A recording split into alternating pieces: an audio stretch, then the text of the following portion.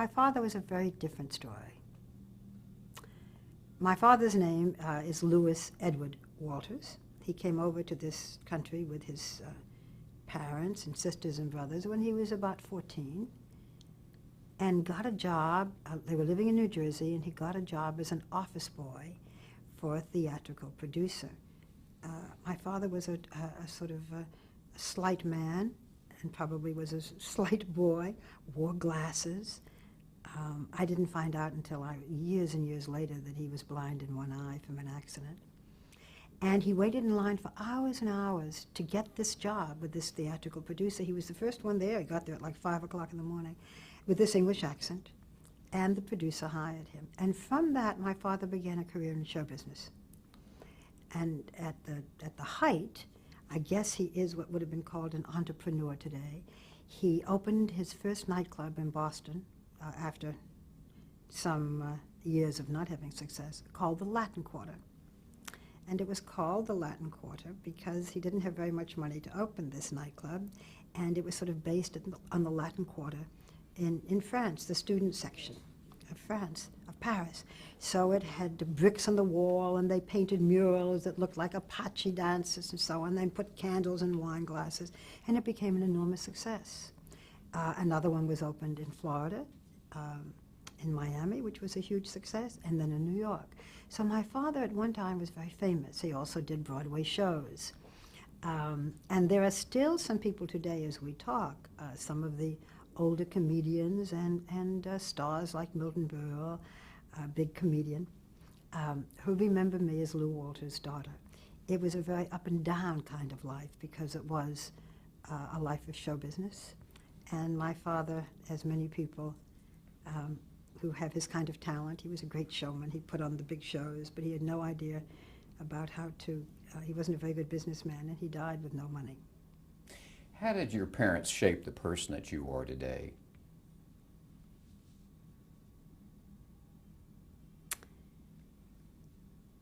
The insecurity that made me know that I had to work at a time when many women of my generation were not working. You know, they got married and had children, or they had a job until they got married, or when I was in college, I mean, if you weren't married by the time you graduated from college, it was, you know, what's wrong with her? She's 21, 22, and she's not married. But because my father was in show business, and because there were these ups and downs, I always felt that I had to work to take care of myself. But beyond that, I had an older sister who was, we would call today in our politically correct times, mentally challenged, who was mildly retarded, enough to make a very great difference in our whole family's life. And I always felt that I would have to take care of her, even though she was older. And eventually I did. And so there was this need to keep working. You know, men have grubby jobs, and so what? They have to keep working, and little by little they work their way up if they work very hard. Most women didn't. And so if I had to think of the pervading influence in the growing up years of my life, really until my sister's death, which was about 6 years ago, it would be my sister. Did you have any other siblings? I had a brother who died before I was born, so it was my older sister and myself. And my parents always worried about her. She lived with them almost really all of her life.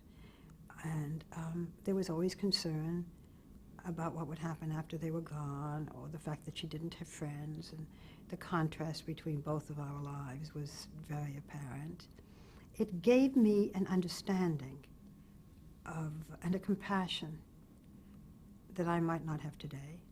And the other thing, in a totally different direction, was that because my father was in show business, and because I knew so many of the big stars when I was very young, the Latin Quarter in Florida was a very glamorous place.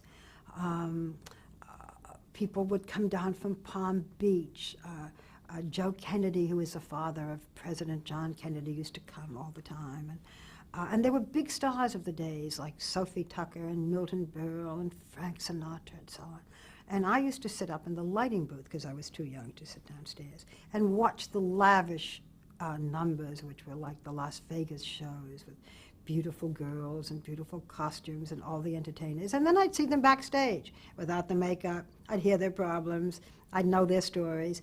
And I realized that celebrities were people, and I've never been in awe of them, which probably has made it easier for me over the years to be able to do interviews with big celebrities and know that underneath sometimes the facade of security or beauty and so forth, there was a bleeding heart. You were a very young girl during the Depression, but do you have any memories of the Depression as a child? Well, I didn't know that there was a depression. I did know that my father was affected in other ways. That is, I think it was probably around that time that vaudeville died. My father originally used to produce shows for theaters all over America. Then motion pictures came out, talking pictures came out. And there wasn't the need to have stage shows. I remember my father would go to Nova Scotia to do a show, and wherever he could. And so little by little, that source of income dried up. And I remember, although you don't realize that you were struggling, and certainly we were never, I never went for food or clothing. But we didn't live in a very lavish fashion at all. I mean, I remember my mother going downstairs to stoke the furnace, and she spent, talk about single mothers, most of the time my mother was alone, and I was very, very close to her because my father was traveling so much.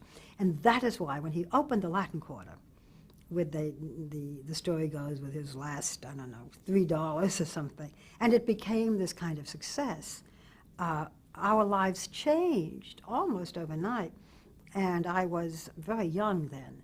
So I do remember the change. In part I remember because we moved from Boston to Florida, and I would go back and forth to different schools, and then to New York. I went to 3 different high schools in my 4 years of high school. I didn't love that.